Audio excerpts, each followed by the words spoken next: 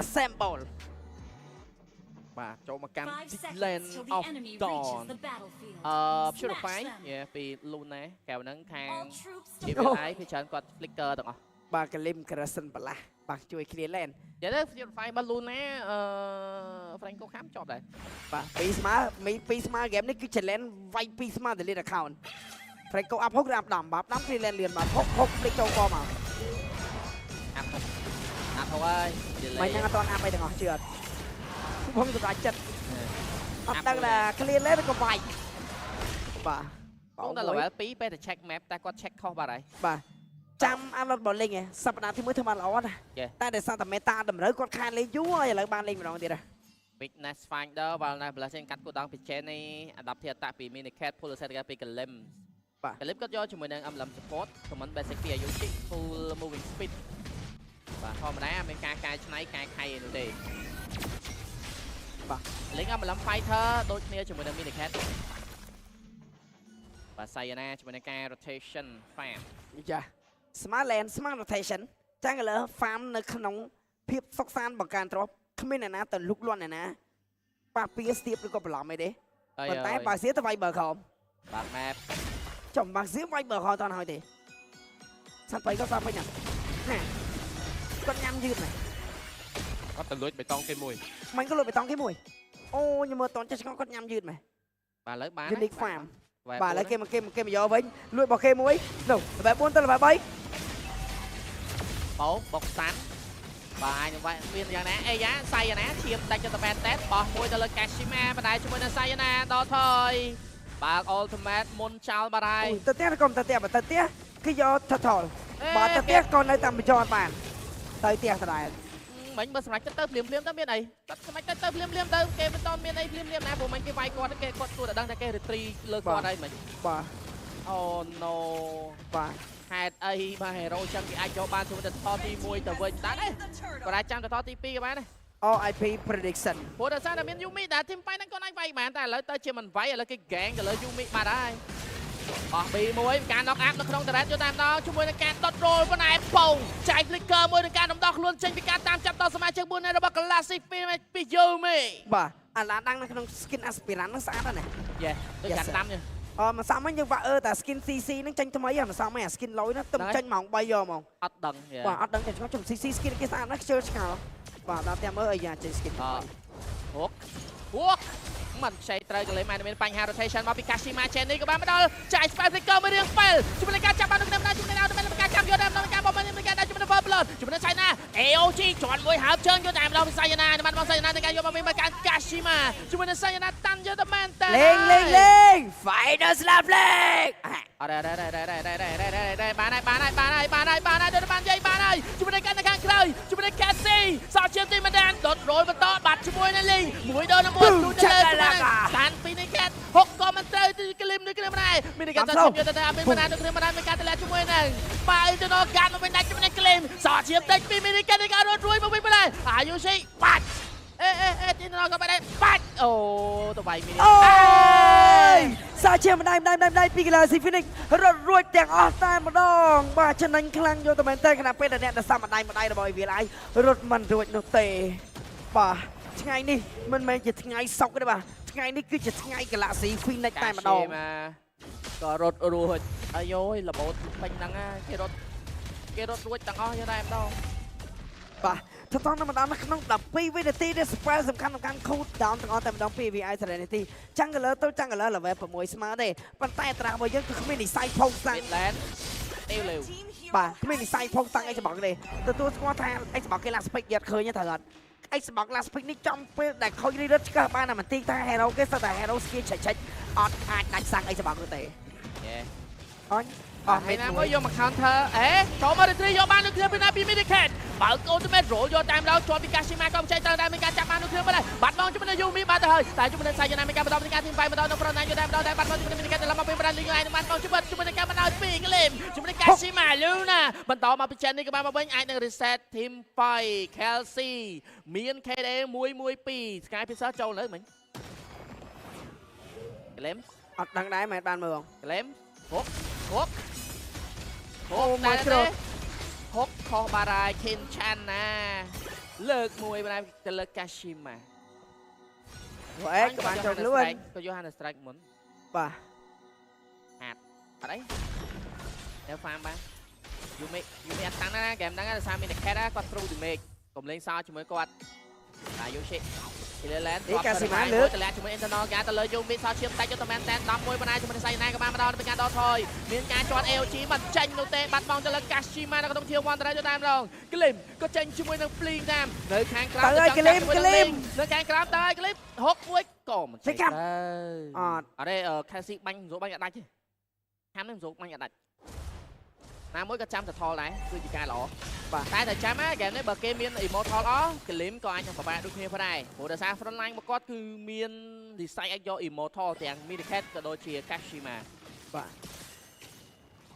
មួយ fake admin មួយបាទអ្នកដែលធ្វើ advert កុំតន់ដាក់ logo 30ណាបាទគេពងវាយទៅវាយមកព្រោះ game ទី3នេះមិនមែនជា game អត់មាន rotation អត់មានអីសាច់ game early មានអារម្មណ៍ថា ត្រាស់ late អីអត់នោះទេត្រាស់គេវាយបាន early តើ ប្រូចបាយបាទមិញបើគាត់ហុក click អាចនឹងល្អគ្នាគាត់អាចបាញ់ដាច់បើគាត់ហុកត្រូវប៉ុន្តែ face គាត់ចង់ control ជាមួយនឹង total ready នៅមកពីសៃយ៉ាងណាក៏ចេញផងដែរ6នាទីការនាំមុខតិចតួចទេ4-1ហូចាប់បានមកដល់ចុចជួលបាយក៏មិនតាន់ពេលវេលាប៉ុន្តែពីការផ្ដាច់បាយនោះមិនតាមជួយការកម្មជួយជួយការកម្មនោះមិនមែនវាយគេគឺគេវាយយើងនោះទេអូតែការដុតរោទៅលើសៃយ៉ាងណាមកបាយនៅស្លាស់មួយចាប់ជាប់ដាច់ជាមួយនឹងយូស៊ីសៃយ៉ាងណាចង់ទៅណារត់រួចទៅធ្វើមិនដែរមកពីយូពីមកខាងក្រោមការបុកបាយចេប៉ងចាយជាមួយ Spider ចានីមួយចាត់ជាមួយទៅបាយបាញ់ជាមួយចានីប៉ងមិនដាច់ជាមួយនឹង Link ចាត់ដាច់ជាមួយនឹង Cassie 300នៃការបាត់បង់ចាប់បុកខៀពីចានីអីយយសំបីតែខាងសៀបយូនឹងស្ទះដៃគេមកដែរងាកតែឃើញតន់តែម្ដងបាទសាហាវបាទមានអារម្មណ៍ថាខាងនោះគឺតែឡើងមកខ្ញុំចង់ឲ្យខាងហ្នឹងឡើងបាទអត់ដឹងដែរជាមួយនឹងកលៈទេសៈនៅក្នុង team fight អបាញ់នេះដោយសារតែ hero របស់ VI Serenity សិតតែជា hero ដែល early គេវាយបាននេះគ្នាការប្រដាក់វេនគ្នាក្នុងការប្រើ skill ទៅលើសៃយ៉ាណាក៏ច្រើននេះគ្នាសៃយ៉ាណាមិញរត់ក៏មិនតាន់ Jenny flick ទៅបង្ហើយបាននេះគ្នាបាទដៃដែរអូ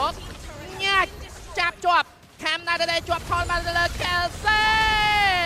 ហូបកន្លែងនឹងដូចជាអត់មាន map នោះទេក៏មានជាមួយនឹង back up ដូចគ្នាបានដែរ Kelsey មិនតន់មានជាមួយនឹងលុយនៅឡើយ Glim បាត់បង់ជីវិតផងដែរបាទ Kelsey គាត់អត់តមាន stack Sky Visor ទេលេង Final Slash ក៏មិនត្រូវ Kashima ជន់ត្រូវទៅលើ Yumi ដាច់ជាមួយនឹង Yumi បានជាមួយមកថលទីចូលជាមួយ Medicat ភ្លាមយកតាមដល់ Mega បាយជាមួយនឹងសៃណានៅក្នុងធាតុ Red បាយយកទៅពេញមកពី back line មក Kelsey បាញ់គេក៏មិនចេញទៅក៏មិនខ្ចីឈឺពីរនៃការបាត់បង់ដោយគ្មានការផ្លាស់ប្ដូរទៅលើខាង Galaxy សូម្បីតែមួយអាយយវគ្គទី3នេះដូចជាដាក់ hero pick off នៅតែមិនអាចធ្វើបានល្អដល់ពីខាង Evil Eye Serenity បាទតែប៉ុតមិញផ្ដាំពីការហុករបស់ Glim ល្អតែប៉ុន្តែគាត់ដឹងនៅក្នុងនោះមានកតោតមួយទៀតមកហុកអត់បានខំគេបាយច្បាយគាត់ដាច់គាត់យក Fling ថាមកគាត់យក Win Ground ហើយល្អបាទគាត់យក item ទី2នេះព្រោះដោយសារតែផាច់ក្រោយគេលេងពាក់ Win Ground item ទី2គឺពាក់ item ទី1យកមកបាទExpress ជាមួយនឹង style យ៉ាងរស់រវើករសជាតិ Strawberry ក៏ដូចជា Super Melon Express yourself មួយឆ្ងាញ់ឈប់អេមបាទជាមួយនឹង Wasting Lantern តែនេះឥឡូវហុកក៏មកក៏ពិបាកដែរជន់យកតែម្ដងដាច់ចោលទៅមួយនឹង Cassie បាទហើយ Glim ជាបន្តពីរនៃការបាត់បង់ពីការវាយទៅលើ Sayana ប្រណាញ់ទុកចោលដល់មកចោល Yumi ក៏មកហ៊ានលោតចោលដូចគ្នាប៉ុណ្ណេះលុយនឹងយកទៅបងសាលាអត់មានយកទៅធ្វើអីផ្សេងណាអូអញដឹងហើយអញយក account game មកធានាក៏បានដែរទឹកក្រួយសងអីអរគុណពូម៉ាតែទៀតហ៎ចាចង់អីចឹង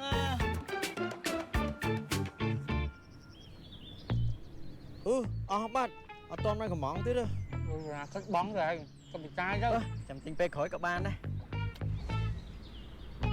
អើយលុយឯមុនកាលណាបានសងសុំបោហើយសងលុយខ្លាំងមកអូយទៀងលុយឯហ្នឹងណារួមជាមួយនឹងកម្ចីរហ័ស Digital Loan របស់នីគេវិញឥឡូវយើងខ្លាចជាដៃគូរស៊ីមួយគ្នាមកជឿស៊ីគ្នាចៃបានភ្លាមអត់ត្រាម៉ាជាមួយធនាគារវិញចៃកម្ចី Digital ពីធនាគារវិញឥឡូវនេះ200បាត់តាំងធាវ Wonderrat លត់ក៏ចេញមកចំពេលវេលា top របស់ក៏អាចនឹងមានការយកបានដូចគ្នាពី Galaxy 2ដែរលទ្ធផល3-0នៅនឹងការឡើងនៅក្នុងវគ្គទី3របស់យើង ម៉ែ បាទយូស៊ីបានមានការចូលយកបាយដល់ណាជំនឿសៃណានងធាទៅទៅដំណើរការបងជំនឿស្គីលទៅយូមីដាច់ជំនឿសៃណាយូមីក៏មិនហ៊ានចូលដាច់ទាំងធាទូទៅរ៉េតមួយទៀតដូចគ្នាឡតក៏បានការឡើងមក Galaxy 2ដែលចំណេញជន់លើចំណេញតែម្ដង បាទដាច់ 7k ហ្គោលមើលអត់ច្រឡំនោះទេ 9 នាទី 16 ទៅនៅ 6k ឡតទី1នេះឲ្យតែគេក៏មិនរំពឹងទុកដែរมันរំពឹងតែទុកជាប់ទេពីព្រោះថាអីសបាក់របស់ Minicat គឺមានអត្តជីវិត2នៅក្នុងហ្គេមនេះឱកាសបុកប្រជែងគឺខ្ពស់មែនទែនដែលចេញពីអីសបាក់របស់ Minicat ដូចគ្នាហ្គេមគេដាច់លុយច្រើនមកតាមទៅតាមរ៉ូនីមួយបាទតែពំអានសាឈីលអូមិនដែលអស់ឈីលទៀត អូតំចេញមានតែក្រោនកលេមអើយយោបែកឈីល គេរុញតបែក គេរុញដល់បាយតែលេងអត់មាន flicker ទេ final slash អាចនឹងចេញដែរតែ lot mid lane មានការ clear lane នៅខាងលើពី Kelsey Glim make play ឬក៏ play make បើគាត់ហុកបានទៅលើ Luna ក៏ជាការឡតែគ្មាន purify អាចចុចបដាច់ជាមួយនឹងការហុករបស់ Glim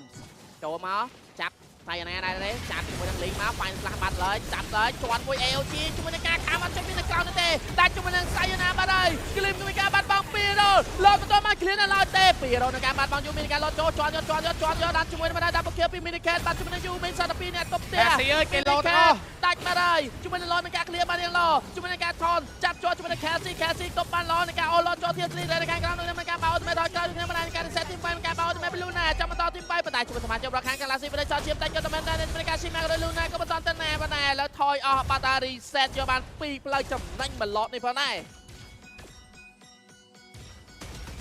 បាទមួយ season ហើយមួយ season ទៀតឲ្យទៅដល់ play off គឺ Galaxy Phoenix មិនដឹងជាគ្រូបាអាចារ្យចេញចូលមកពីណានោះទេគឺសាហាវយកតែម្ដង season មុនក៏អញ្ចឹង season នេះក៏អញ្ចឹងជាមួយនឹង Galaxy Phoenix play off mode បាទរីរត់តែឆ្នៃឃើញ last pick Xbox មកណានេះបាទក៏ឃើញខ្ញុំហានិយាយទៅភាគរយដែលយើងផុកសាំងគឺតិចអញ្ចឹងតើយើងហ៊ានវាយ one shot ទៅលើសាំងយ៉ាងហ្មងលើទៅហៅថា Franco level 4តនទៅទី1បាត់តនតែបើតនក៏ដល់ទៅទី2តទៅការឡើងមកហ្នឹងគឺ flick cam ហើយឲ្យ team ទី1បើយើងបើចេញwin the crown គឺយើងនៅរបានហើយសាំងអីសបកហើយពេលហ្នឹងចាំងកលគេក៏ធំដែរប៉ុន្តែគឺអត់មានសញ្ញានៃការធ្វើអីមួយយ៉ាងណាគាត់អត់ធ្វើមួយរឿងណាគាត់រងចាំឲ្យរបស់ដែលគាត់ខ្លាចហ្នឹងកាត់ឡើងម្ដងរឿងតែម្ដងអាយ៉ាចង់បុកដោយគ្មាន lot សំបែកជាមួយនឹង Seal តារ៉ាត់ទី3នៅខាងលើបន្តទៀតបាទពីធីមទៀតដូចជាមិនសូវសប្បាយចិត្តទេរវាង CFU និង Valhalla ព្រោះតែធីមនេះគេហាយគ្នាមិនទាន់អស់បាទបាន 3-0 ហ្នឹងបើសិនជាឈ្នះណាទៅខាង Galaxy Phoenix បាទបើសិនជាបានឃើញ4 game 5 game ទៅគេបានឃើញតារាបានឃើញ play style ដែរបើតែ Ririt last pick មួយនេះគឺ goal last pick តែម្ដងជាមួយនឹង Xbox Jungler Yume ថ្វាឡៃមកពិស័យណាប៉ុន្តែដូចជា goal ខុសគ្នាច្រើនពេកហើយ 8.800 បាទ Kelsey គ្មានទេ stack Sky Piercer Yume Immortal 60ត្រូវបណ្ដាពីកលេមបោះមួយផ្ទះមួយខុយបាត់ហើយពីលីងផ្លិចអស់ផ្ទះក៏អស់បានស្រាប់មកការជាន់ AOG ដែលយកបានជាមួយនឹងការក្រោយជាមួយការខាំដូចគ្នាបានជាមួយនឹងយូមីបានជាមួយការហុកចូលខាងក្នុងជាមួយនឹងលីងដែលជាមួយនឹងសៃណាជាមួយនឹងលីងដែលជាមួយនឹង Mortal ការមកវិញមកកៅទៅទូមួយចៃជាមួយនឹង Spell Flicker ដែលមួយទីលីងសាជាតែយកទៅមែនជួយជាមួយនឹងវីតក្រៅជាមួយដែលមានការបាត់បង់ការវាយចាស់យកតាមឡងទៅវាយនឹងការ Final Set 12រ៉ូបន្តទៀតបណ្ដាវាយទៀតមិនចាប់ហ្គេមលទ្ធផល3-0ពីខាង Galaxy 2នៅឡើងបន្ត Upper Bracket បណ្ដាបាទជាមួយនឹងកៅអី Final Pack អីទី1គឺបានទៅលើ Galaxy Phoenix Play Off Mode មកជីនៅក្នុងហ្គេមទី2ចាញ់ត្រាស់ទាំងស្រុងហ្គេមទី1និងហ្គេមទី3ចាញ់ gameplay ក៏ដូចជា last pick អំបញ្ញមីនី Xbox ឈ្នះអស់មានស្រូវតែម្ដងពី Galaxy Phoenix បាទ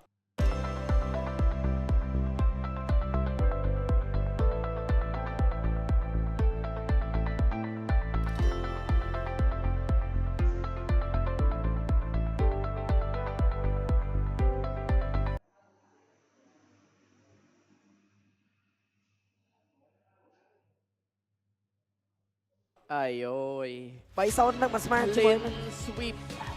ការវាយមួយនេះហាក់បីដូចជាប្រមានទៅដល់ក្រុមដែលឡើងទៅបន្តទៀតឬក៏យ៉ាងណាដែលនៅ lower bracket ក៏មិនទៅសុបាយដែរព្រោះលទ្ធផលមិនទាន់ឃើញអីច្រើននោះទេបាទ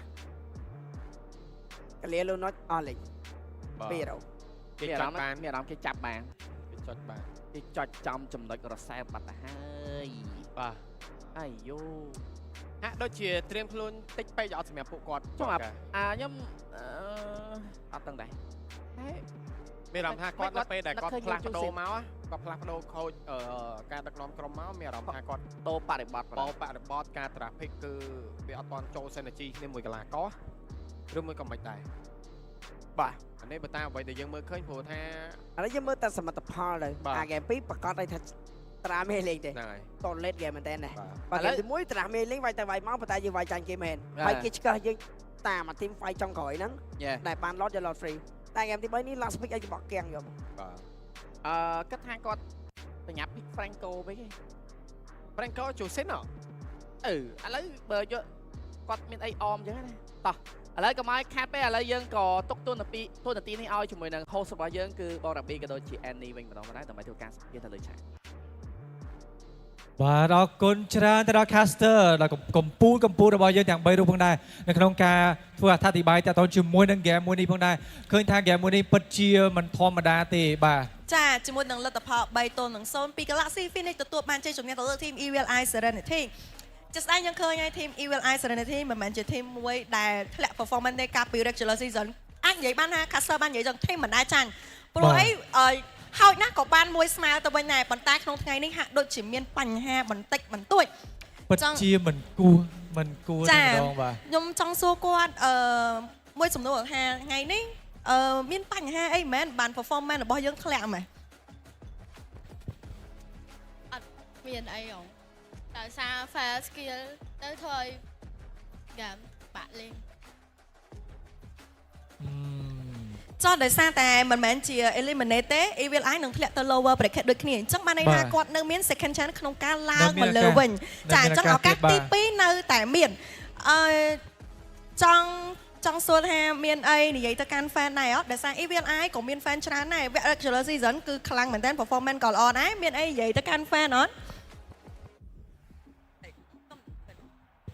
ខ្ញុំសូមអរគុណទៅដល់ fan ដែលគ្រប់គ្រងពី regular season មករហូតមកដល់ឥឡូវទោះបីថ្ងៃនេះពួកខ្ញុំធ្វើបានល្អមែនតែខ្ញុំសង្ឃឹមថាថ្ងៃស្អែកពួកខ្ញុំនឹងធ្វើបានល្អហើយនឹងធ្វើឲ្យអ្នកគ្នាខកចិត្តទេ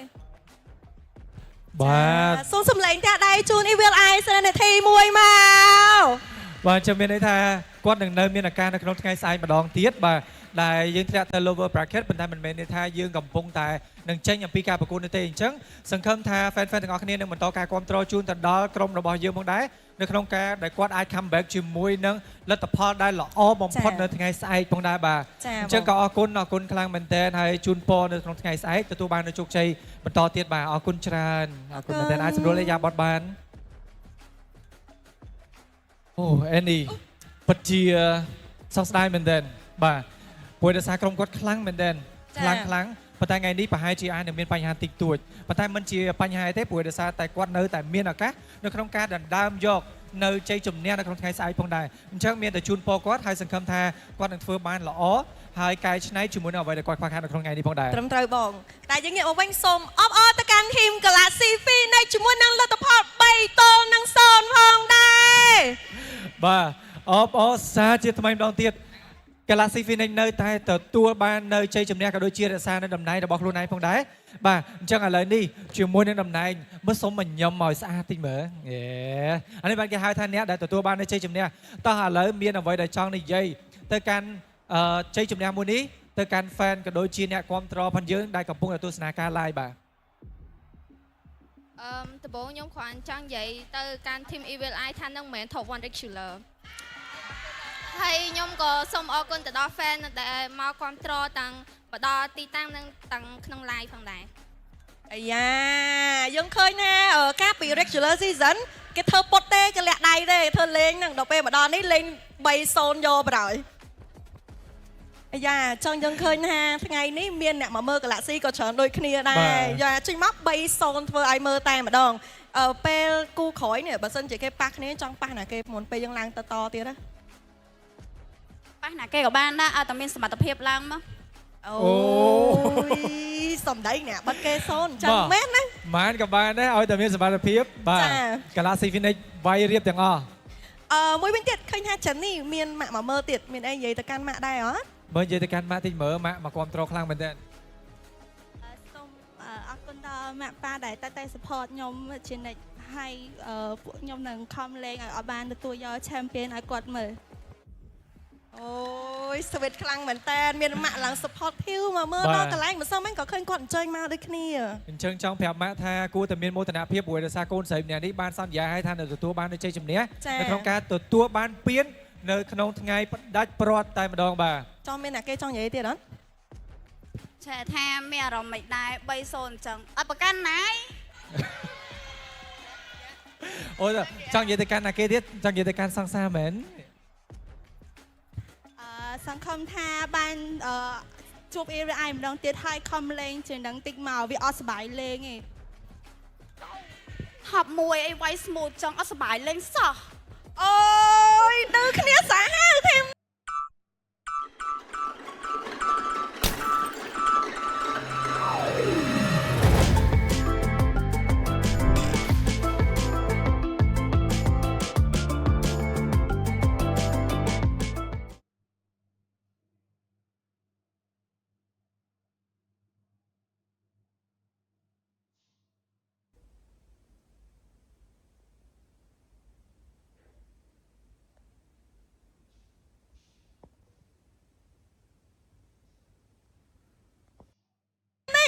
អាយ៉ា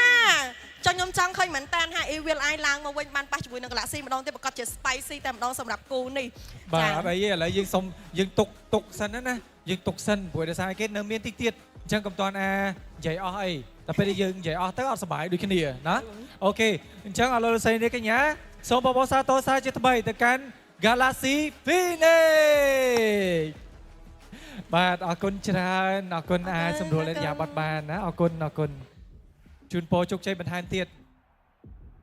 យ៉ាអញ្ចឹងយើងបានឃើញហើយជាមួយនឹងការសម្ភាសរវាងក្រុមទាំងពីរដែលមួយធ្លាក់ទៅ lower bracket មួយទៀតឡើងទៅ upper bracket តទៅវគ្គបន្ទាប់អញ្ចឹងមុននឹងយើងចាប់ដើមជាមួយនឹងគូទី2ផងដែរសូមបង្វែរពេលវេលានេះទៅឲ្យ caster ទាំង3ខាងលើបរិយាយបន្ថែមសម្រាប់ game ចុងក្រោយអំបញ្ញមិញ បាទ caster pass off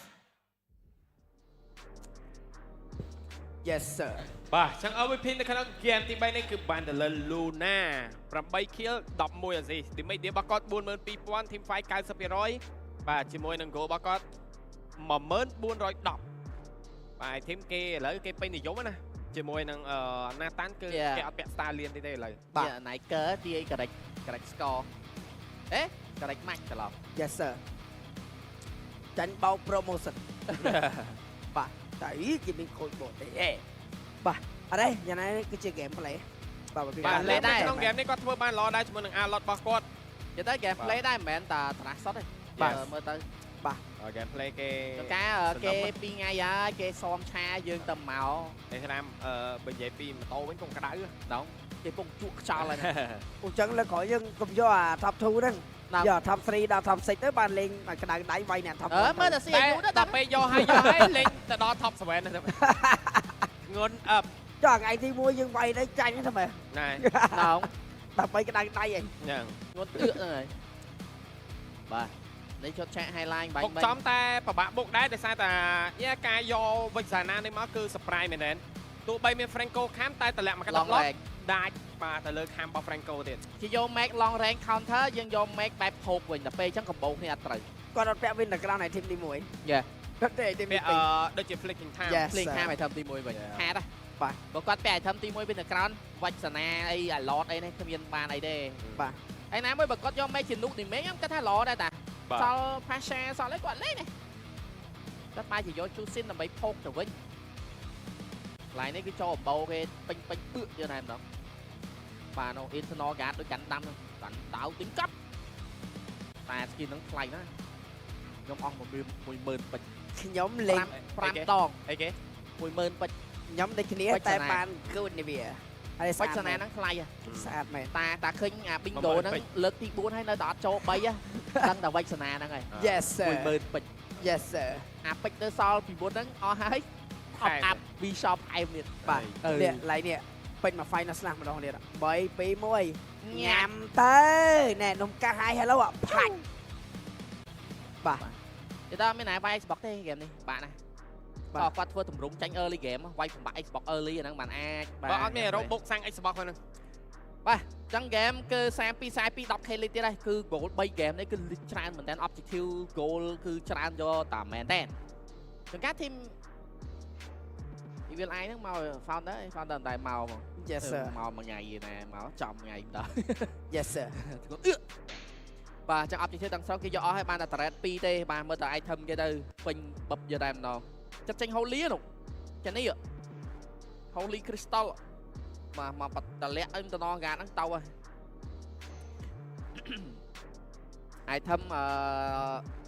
Luna ក៏លួច Wind Talker មួយពីតែ Heaven Holy and Concentration អត់មើលនោះទៅមានសាច់ game លេងដែរតែបែរជា ខូចសាច់ game បាទគាត់អ្នកធ្វើឲ្យខូចសាច់ game ខ្លួនឯង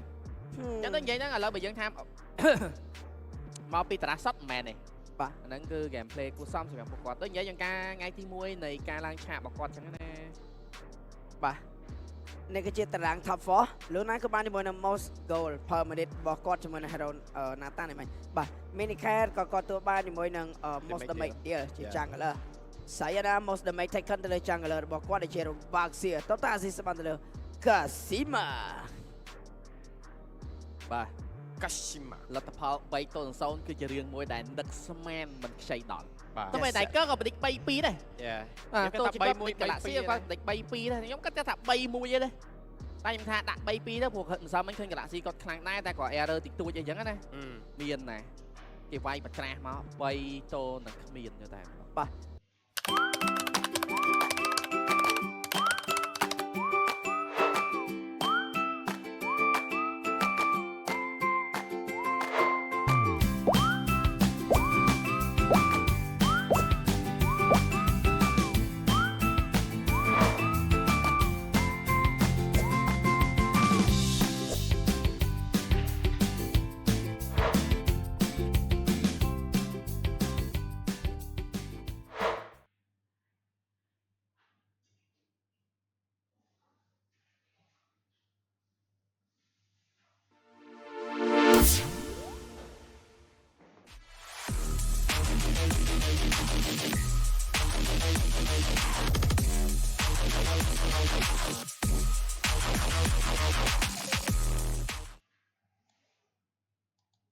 តែបាត់3 sound game មានសាច់ game អីក៏យើងមិនថាតែបើមាន game fail ច្រើនក៏មាន game ដែល fail សាច់ game ច្រើន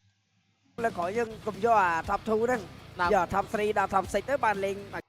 តំណែងមើលសុំ គុណទៅដល់ fan នៅមានទី វិចសាណានេះមកគឺ surprise ឯម្ដងទៀតហើយ តំណែងមើល គេ មានអា ចា រ ត់ ម្មណ៍ បាន មានអារម្មណ៍គេបាទ Kelsey គ្មានទេ Sky Piercer យូ មួយតើនៅ6 Ken lot ទី1នេះបាទសាហាវបាទ Kelsey មាន KD មួយបានយាយបានហើយជាមួយនឹងកាន់នៅខាងក្រោយជាមួយនឹង Cassie ជាមួយនឹងការដុត roll ប៉ុន្តែបោ មិនហ្នឹងអត់ ហើយនឹងបន្តជាមួយនឹងវគ្គទី4របស់យើងបន្តទៀតចម្លើយមានតែឆ្លើយនៅក្នុងការប្រកួតរបស់យើងនៅក្នុងវគ្គទី3រវាង Evil Eye Serenity និងប៉ះជាមួយនឹង Galaxy Phoenix នៅក្នុងការប្រកួត Win Legend រដូវ